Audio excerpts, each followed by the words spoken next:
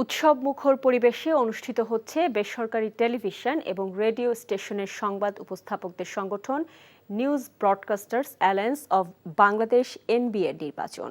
Dhaka reporters ইউনিটির Sagar Runi মিলনায়তনে সকাল 10টায় vote গ্রহণ শুরু হয়, চলবে বিকেল 5টা পর্যন্ত। এবার 19টি পদের মধ্যে 2024-26 মেয়াদের জন্য সংগঠনটির সভাপতি, সহসভাপতি ও কার্যনির্বাহী সদস্য পদে ভোট হচ্ছে। সভাপতি পদে প্রতিদ্বন্দ্বিতা করছেন বাংলা টিভির জাভেদ কারদার ও মাই টিভির ডাক্তার সাকলায়েন রাসেল। কোনো প্রতিদ্বন্দ্বী না থাকায় সাধারণ সম্পাদক পদে এনটিভির রাইসুল হক চৌধুরী বিনা প্রতিদ্বন্দ্বিতায় নির্বাচিত হন। এছাড়া আরও 11টি পদে প্রার্থীরা বিনা প্রতিদ্বন্দ্বিতায় নির্বাচিত হয়েছেন।